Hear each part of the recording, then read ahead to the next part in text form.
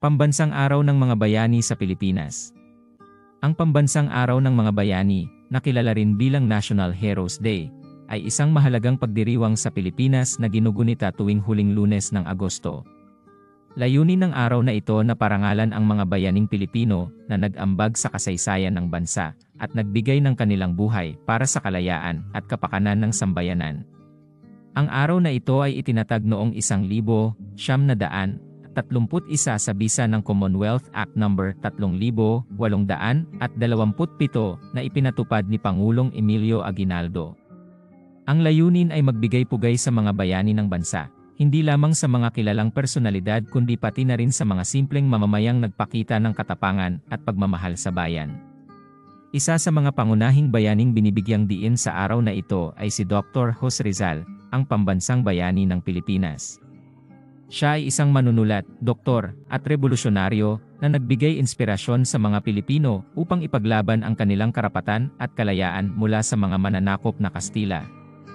Ang kanyang mga akda tulad ng Noli Me Tangere at El Filibusterismo ay patunay ng kanyang pagmamahal, malasakit para sa kanyang bayan. Mahalaga ring banggitin si Andres Bonifacio, ang ama ng Rebolusyong Pilipino. Siya ang nagtatag ng Katipunan, isang lihim na samahan na naglalayong palayain ang Pilipinas mula sa kolonyal na pamamahala. Ang kanyang katapangan at liderato ay nagbigay daan sa maraming laban para sa kalayaan. Hindi rin dapat kalimutan si Emilio Aguinaldo, na naging unang Pangulo ng Pilipinas. Siya ay isa sa mga pangunahing leader sa digmaang Pilipino-Amerikano at nagtagumpay na ideklara ang kalayaan ng bansa noong Hunyo 12, 1878. Ang kanyang kontribusyon sa kasaysayan ay hindi matatawaran. Ang Pambansang Araw ng Mga Bayani ay hindi lamang tungkol sa mga kilalang bayani.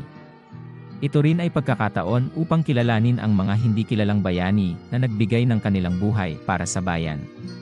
Sila ang mga ordinaryong tao na nagpakita ng katapangan sa panahon ng digmaan at sakripisyo sa mga pagkakataon ng pangangailangan. Sa pagdiriwang ng araw na ito, karaniwang mayroong mga programa at aktibidad sa iba't ibang bahagi ng bansa.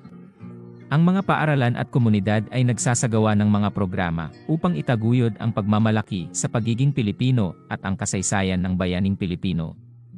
May mga talumpati, pagtatanghal, at iba pang uri ng pagdiriwang. Ang araw na ito ay nagbibigay diin sa kahalagahan ng pagkakaroon ng pagmamahal para sa bansa. Sa pamamagitan ng pag-alaala at pagpapahalaga sa ating mga bayani, na ipapasa natin ang kanilang aral at inspirasyon sa susunod na henerasyon. Mahalaga ang pagkakaroon ng kamalayan ukol sa ating kasaysayan upang mapanatili ang ating pagkakakilanlan bilang isang bansa. Isa pang aspeto ng Pambansang Araw ng Mga Bayani ay ang pagninilay-nilay kung paano natin maipagpapatuloy ang kanilang legasya. Ang pagiging bayani ay hindi lamang limitado sa pakikidigmang pisikal. Ito rin ay maaaring ipakita sa pamamagitan ng simpleng paggawa ng kabutihan para sa ating kapwa at bansa. Madalas din nating marinig ang mga slogan tulad ng "Tayo'y maging bayani sa ating sariling paraan."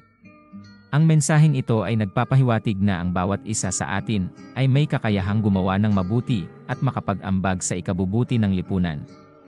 Sa huli, ang Pambansang Araw ng Mga Bayani ay hindi lamang isang araw ng paggunita kundi isang pagkakataon din upang muling suriin ang ating tungkulin bilang mga mamamayan. Dapat tayong magsikap na ipagpatuloy ang ating mga bayani sa pamamagitan ng pagtulong sa kapwa, pagmamalasakit, at pagiging tapat sa ating bayan.